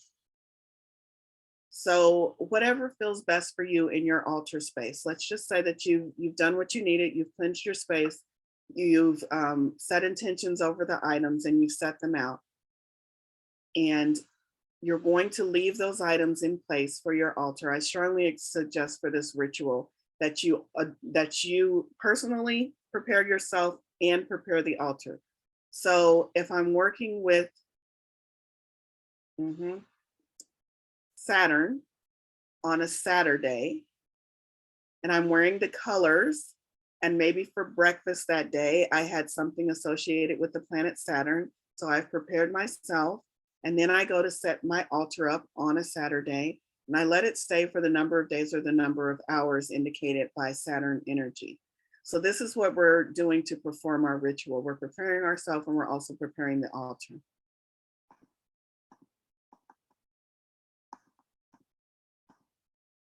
So once we've got this altar and we've done the food, we're not going to sit in front of the altar and drink coffee for 10 hours or however long I said that last one was, the one associated with coffee. We're going to drink maybe coffee in the morning, welcoming those energies in. We're going to set our altar up. We're going to maybe sit in front of the altar with a meditation. This is the way we work with these energies. So we're not just throwing stuff in a corner, drinking some coffee and dashing about our day. We want to spend some time setting our intentions and actually calling out to these planets to come and welcoming them in. And so the best way to do that for me is to sit in meditation. This meditation, if you have the time and if you have the Buddhist monk mentality to sit in meditation for 10 days or 10 hours, go for it. If not, you can shorten that to 10 minutes or 9 minutes or however long the astrological number was, or you can take that many intentionalized breaths. If the number was 3, and you don't have 3 hours and you don't even have 3 minutes, you can sit and take 3 very intentional slow breaths. So you can adjust this ritual, but meditation is, to me, the easiest and simplest form is taking your intentions and sitting quietly for the short amount of time, or the longer, more expansive amount of time if you have it, to sit in front of your altar wearing the things that you want to wear and truly go into meditation with the intention of allowing yourself to call these energies in, allowing yourself to receive these energies. Meditation can be completely up to you. It can be sitting in silence, it can be prayer, or it can be following along with some guided meditation. But I strongly suggest sitting in meditation because that's a way to cement and pull all of these energies together and allow yourself to receive them. So some ideas, again, it can be a quick affirmation. If that's what you have time for, I strongly suggest. The reason why I'm giving you these options is because some of those things are like, do this for 10 days. Well, maybe for the first 3 days, you have an hour for meditation, but maybe on that 4th day, you've got 15 appointments and the kids are sick, and you literally just need to walk by the altar and say a quick affirmation or state your intention again. But make sure you're doing something daily. You could do a daily meditation. We already talked about that. So those are suggestions for how you would sit in front of your altar to prepare the space and the area to receive these energies. How long to perform the ritual, we talked about that, and I've gone over that a little bit. I put it there just so I didn't forget if I didn't talk about it. But again, adjust that length to what feels comfortable for you. Days, hours, minutes, intentional breaths if you have just a short amount of time. A gratitude journal. Why do we want to work with a gratitude journal? Well, you ungrateful people, to make notes of what works. So we want to make notes of these rituals as we go through them. What worked for me and what didn't? I'm going to write this down in my journal. I'm going to show my gratitude for Santa Claus. Did y'all ever have to write a thank you letter to Santa Claus after he came and delivered the presents, or did y'all just write before telling him what you wanted? It's always good to be grateful for what you receive, especially when working with energies outside of ourselves. So this gratitude journal is one way to make notes so that you have a record of what did work for you, but it's also a way to honestly just show thanks for the planets for helping you out, for helping you through a difficult situation, or helping you bring more balance into your life. A gratitude journal is a way to make those notes and thank the planets for helping you. Resources used to create this slide. That's what you called it. You called it Planetary Ritual Altar Material, and I added chart. And that is on Robin's site, spiritsaid.com, under free resources. I also went to, for essential oils, I went to this, I think I just lost my slide. Oh, I clicked on the website when I was trying to just click on the, can y'all still see my slide? Does it say essential oils? Okay, I clicked on the website instead of that's the website, spiritofthemountainastrology.com/planetary-essential-oils, just in case you're wondering. That essential oils only has the 7 main primary planets. And then foods was from this site. I just want to give them credit because sometimes I did a direct copy paste. And so I'm just listing this here for giving credit where credit is due.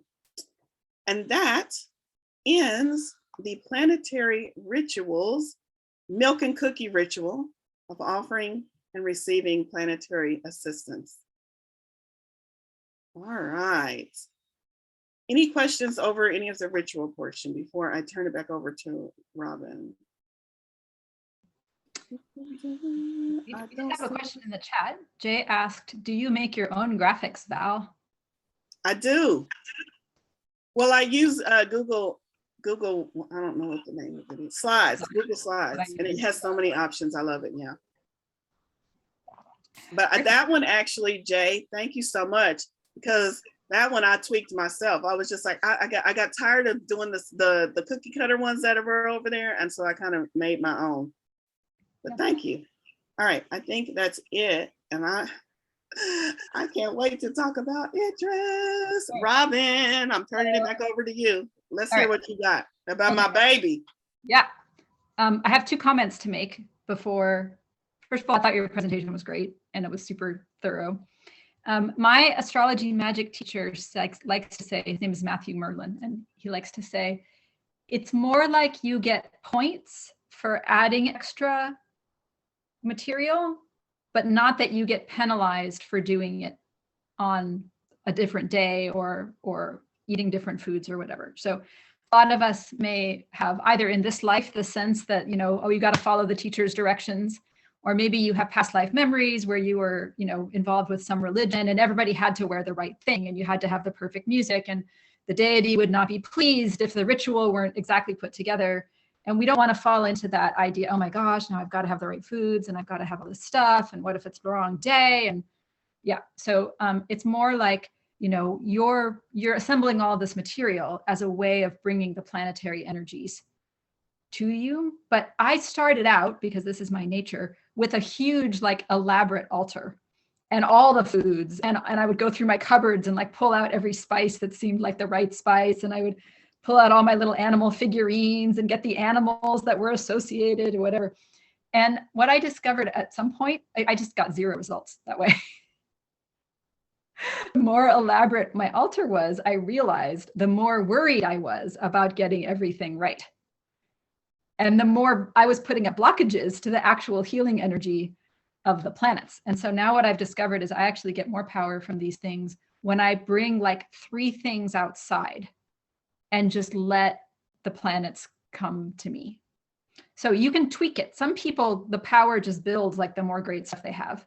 But for yourself, you know, see, is it the oils? Is it the foods? Does wearing whatever the right thing is really make a difference to you? Maybe that's super powerful, or maybe it's not. So it's kind of like, this has got everything. And then you've got to tweak it and work with however the planets come into your life the best.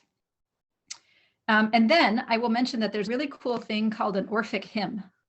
And I'll put this on the, put this in the thing. It's called, so you would type in the name of the planet, like Venus, and then it's ORPHIC hymn. And these are hymns that are, I don't know when they were written, but like they're like 1,500 years old at least. And it's how people 1,500 years ago and before that brought in the energies of the planet. You can find them on the internet. And so if you're looking for some sort of ceremonial or formal thing to say to the planet, these are really good. They really bring the planetary energies in. Okay. All right, let's get on to our friend Idris. I feel like Idris is my friend now because I keep thinking about him. And I'm talking about Idris and his. As long as you're not close friends, I'm okay with that. Yeah, all right, that's good. So, all right, here's my screen. Where's Idris? And then we do have a reading. We have somebody who paid for a reading, and that person is here.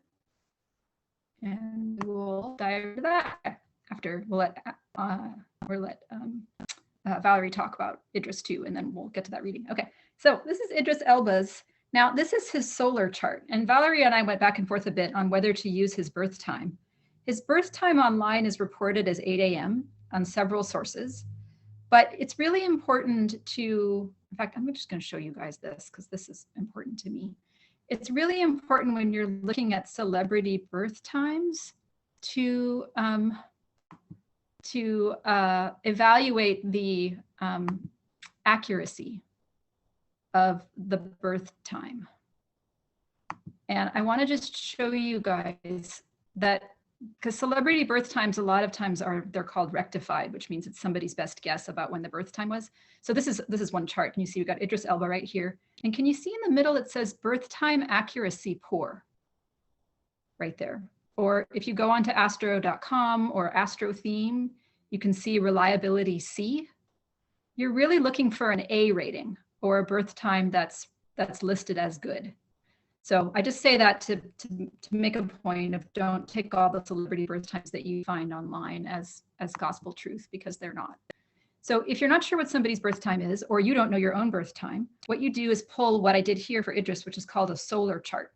And this basically puts the sun into the first house. And it's a great way of looking at somebody's sort of energetic and spiritual path. I do this all the time for clients when they don't know their birth time, and it works really well. But I just wanted to point this out just in case you pull up your own chart for Idris and you discover that things are in different houses.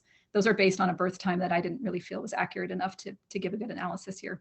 And also I do find that this method works best with whole sign houses, and there's a tutorial on the free resources page of my website that shows you how to pull a whole sign house chart for yourself. Okay, so I went through this reading, which if you guys watched the replay of last week or you were out last week, you've seen me do this. And I was trying to think about Idris because we were talking about recommending a ritual for him. Like, what is an area of his life that could use some work?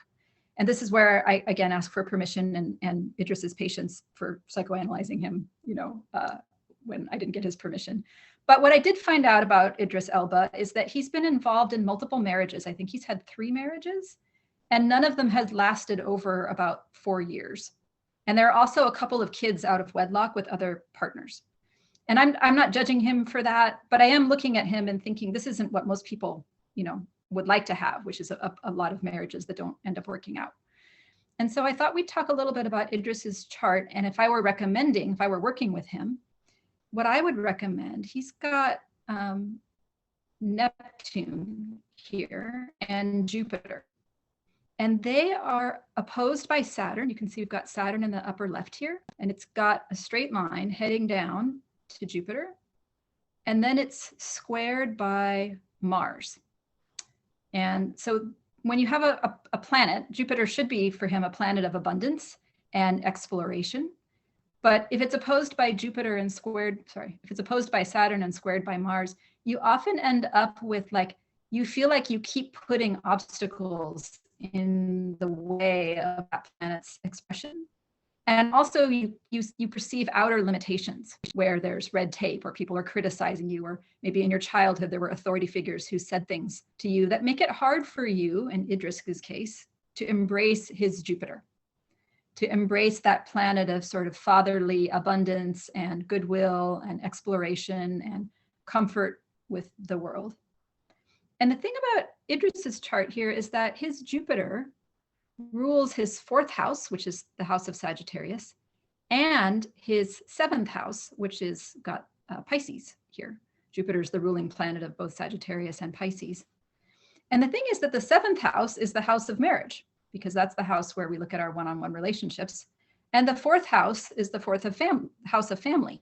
So that's what has to do with the children we have, where we live, our ability to build a strong family foundation.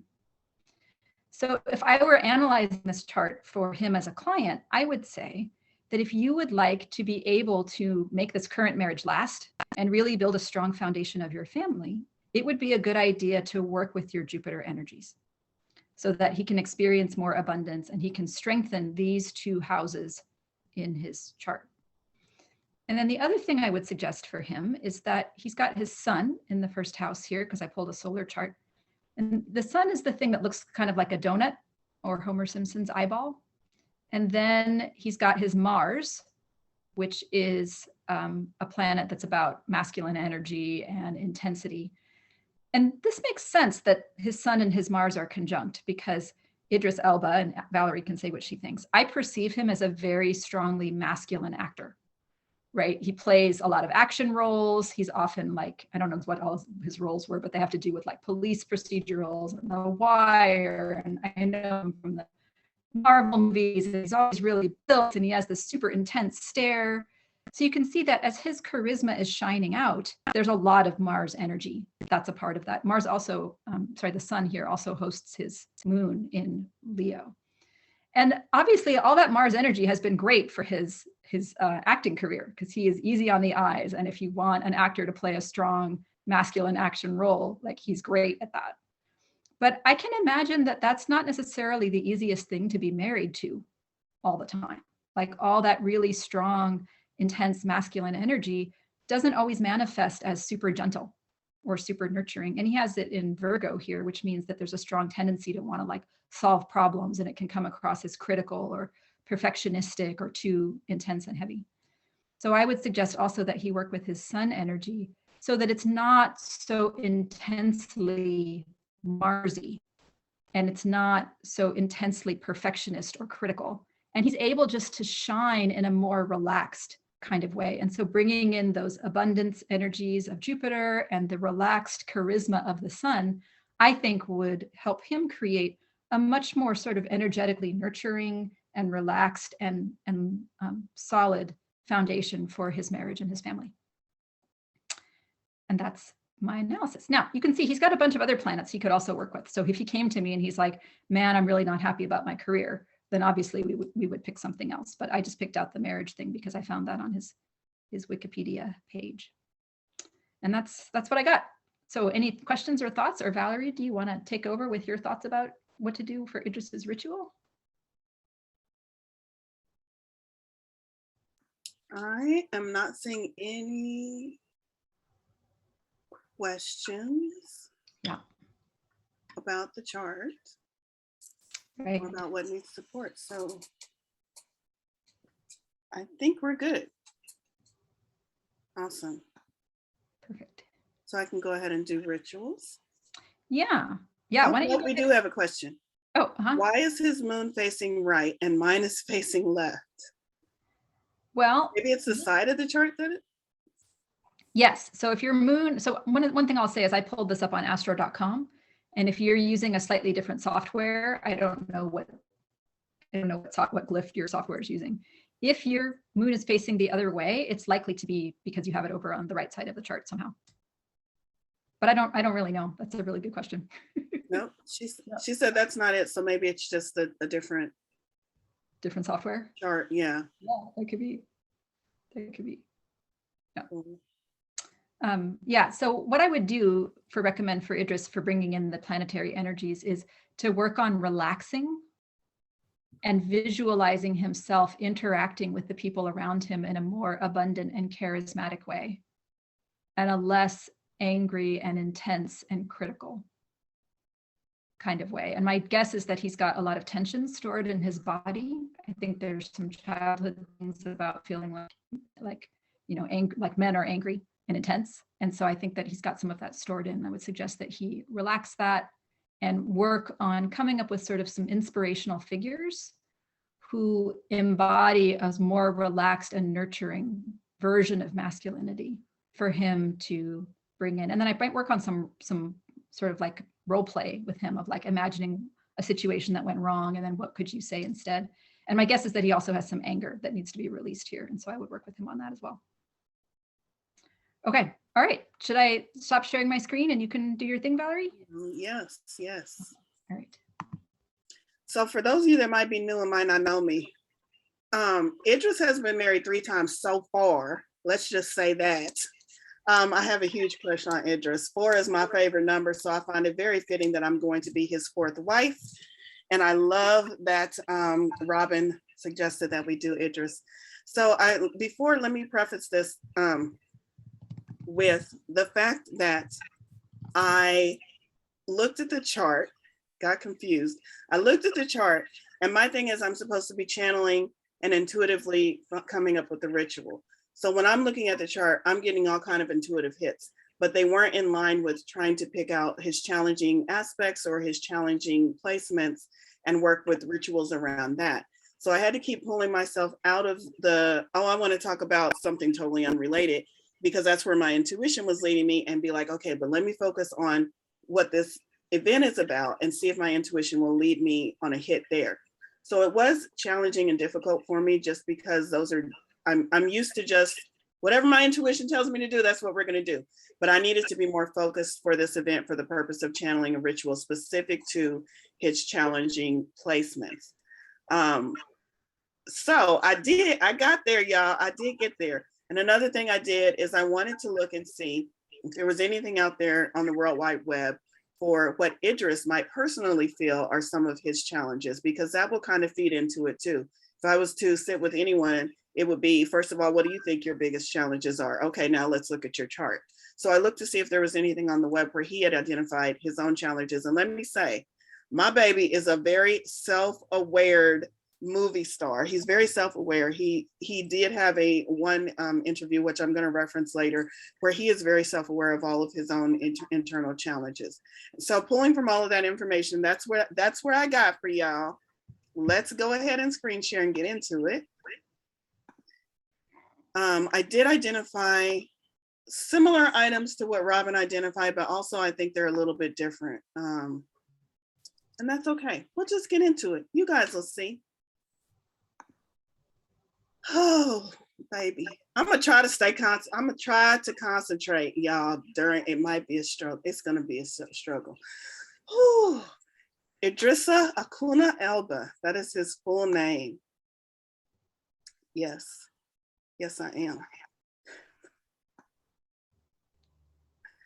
Rituals for Idris.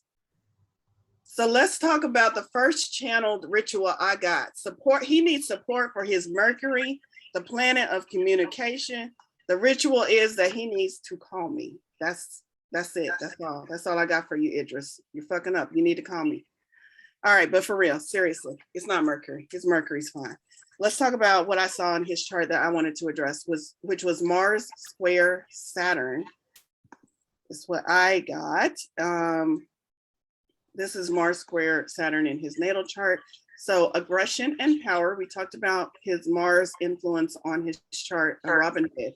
Aggression and power govern, Mars governs. Mars is known for aggression and power, and we have that versus restriction and order of Saturn. So Saturn, restriction and order is placed in this very aggressive sign, and it's a difficult placement. Possible issues with that placement: difficulty in self-expression, often unable to finish things they have started, even when it's important for them. You can also translate these to mean difficulty in relationships, like Robin did. Remediation suggestions: balancing Saturn's sense of order in a way that doesn't feel restrictive to the fiery energy of Mars. And that's just repeated up there just for reference as we talk about what I came up with as a ritual, working to enhance and balance Saturn energy. On a Saturday, the day for Saturn, bring in the ordering qualities of Saturn by wearing black. I suggest that he purchase a black planner and use Saturdays to plan his week and bring order to the chaos. Break things down into actionable steps with deadlines to make sure that he completes them, because one of the things he has issues with this placement is not completing things. And then make sure to schedule time for competitive sports playing or watching. I just kind of added that in there because he's got a lot of this aggression that is going to feel stifled by trying to schedule out his week. So he needs to schedule, working with the scheduling energy of restrictive Saturn schedule times to be aggressive. And if you know Idris is also into some extreme sports. So I very much believe that he would be playing or participating in these sports as opposed to watching them. But he can definitely put this together as a ritual by using the energy of Saturn to put some structure to his chaos, to his assertiveness, to that male energy that might just be overbearing and kind of a little bit out of control. So these are the ritual that I suggested that he work with. I like things like he's going to plan and add structure, but he's going to do it by purchasing a black, because that's one of the colors associated with Saturn, a black planner. So he's trying to associate all of the energies of Saturn as much as he can as he goes about trying to bring structure and order to his somewhat fiery and aggressive persona. So that's the suggestion I had for them. Y'all, it's gonna be a lot of pictures of Idris because why not? And when else do I have a chance? You're welcome. You're welcome. I know it helps. This is from his interview. I want to talk about how Mars square Saturn, we talked about his difficulty with finishing projects might be an issue with this placement. And this is how he has worked through them. This is a quote from an interview. Wearing hats. I almost did it in Idris's accent, but I'm not going to subject y'all to that. Wearing hats is how Elba describes his commitment to switching between creative lanes, from acting to music to campaigning. He's a strong advocate as well. He does a lot of campaigns. He currently has one against knife crime in London, which is very, very dedicated to. And what he says is, I like figuring out how to apply my personality best. He says, dialing up and dialing in, that's an absolute happy place for me.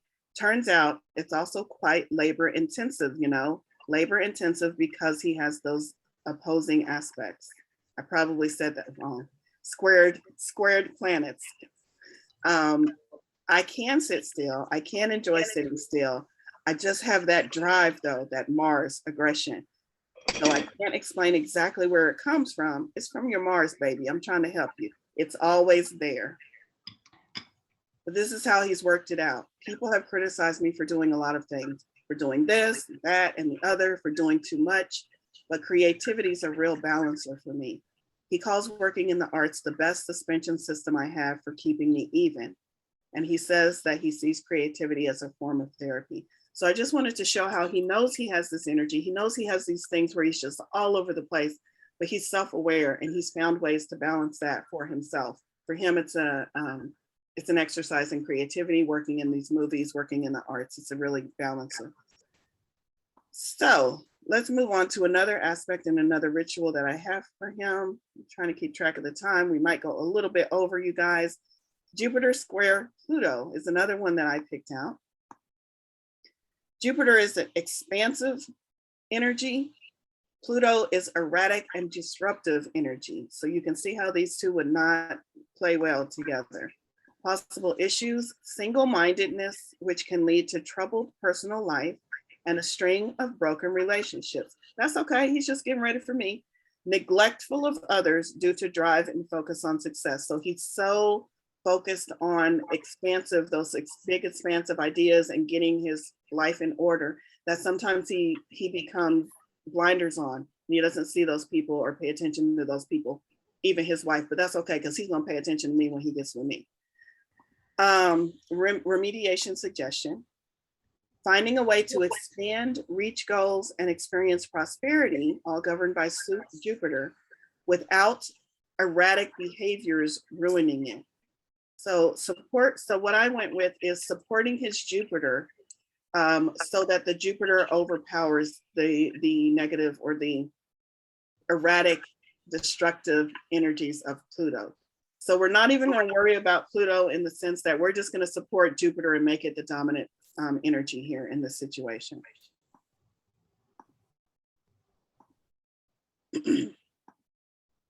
Working to enhance Jupiter energy, the ritual. I also want to know that in his chart, his Jupiter is actually placed in Sagittarius, which is its home. So even though his Jupiter is troubled because of the aspect to Pluto, it does still have some support already. So what he needs to do is find himself a Sagittarian mate to bring more of that Jupiter Sag energy into his life. I just happen to be a Sagittarius, y'all. I'm just saying he could solve it real quick and easy. On a Thursday, rewatch Thor, which is associated with the planet of Jupiter. He's an actor in the movie Thor. Rewatch the Thor movies, which he was in, with me. That's gonna bring all the Jupiter energy he needs. But I don't think he's listening. So let me get for it. Seriously though. What he would do in a ritual, if I was suggesting this, because if he's not listening to me, obviously, on the other things, is create an altar using blue sapphire, because I think he probably has enough money in the bank to purchase a blue sapphire, and include a symbol of luck in this altar, which could be a coin, a four-leaf clover, anything, a horseshoe, a rainbow, anything that is a symbol of luck for him in his life. Again, the more personal, the better. So he's got this altar with these two items, and I would suggest that he visit these items each day for 3 days and sit quietly for 3 minutes, because he's got that Marge energy. I'm only going to ask him to sit for 3 minutes and ask the energy of Jupiter to join him as he sits before this altar, welcoming in that energy of Jupiter. And while he's doing that, also listen more purposefully to his intuition, because Jupiter is also about intuition. And let that intuition guide him instead of being guided by the erratic energy of Pluto. Let really tune in more purposefully and more strongly to his intuition, and let his intuition guide him in his actions so he doesn't get dissuaded by erratic Pluto. So that would be my ritual for him to welcome those Jupiter energies in. Look at him. Idris thinking coffee. I love coffee. I think that means we are made for each other, y'all. All the connections. I do want to say, if you ever have a crush on a celebrity, don't do a synastry chart. I made that mistake last night. I was crushed, but it's okay. This is just the resource, the link to the, I wanted to give credit where credit was due. This is the link to the interview with Idris. If anyone is interested, I highly suggest this interview. It was really in depth. He was really self-aware, and he really talked about his challenges and how he's overcoming them. And even if you're not a fan of Idris, it's just a really good article to see how maybe you could possibly use some of what he's used to overcome those challenges. And that's all I have for rituals. Ooh, 401. He'll call you when he's done with me. Oh, Michelle, we're gonna have to fight. Dang it. Okay. I don't see any questions in the chat, so awesome. I think that was great. And I think it was a great example. It turns out that Idris Elba was born exactly 10 days before me. I didn't realize this until, of course, we looked at the chart, but I looked at his chart and I'm like, oh, because I have exactly the same Saturn, square, Mars, opposite Jupiter. Yeah, like our charts are very, very similar. And we both have Neptune and Jupiter in the same house. So when you brought that Jupiter ritual, and then you're like, listen to your intuition, that's pulling in his Neptune, which is in the same house. So that's another thing we can do, which we'll be doing in the group if you guys are interested, is take a look at the other planets that are in the same house as the one you're doing the ritual for, and see how you can get those energies together. Okay, well, we have one person who paid for a reading beforehand and actually is here, which is VJ. Does anybody else have any questions they want to ask before we do this reading? Right. And I do want to say thank you. I know we're running past time today, but thank you for staying. And if you need to go, please feel free to go. But thank you so much for staying a little bit beyond the time. And we should say that there's one more class in the series. Yes. We're going to be talking about physical actions that you can take in your life. So going beyond a ritual, going beyond an altar, going beyond meditation or visualization. It's like, if I want to get out in the world and actually do some stuff to embody these energies, then show up in a couple of weeks, because we got a whole list of stuff for you to be working on there. Yes, and it'll still be titled Troubleshooting. And we are going to go ahead and end the recording, since we're going into a personal person's. That's what I was about to say, y'all. It don't make sense. Since we're going into someone's personal chart, we're going to go ahead and end the reading. So thank you if you're watching the reading. Thank you if you're watching this recording. Right.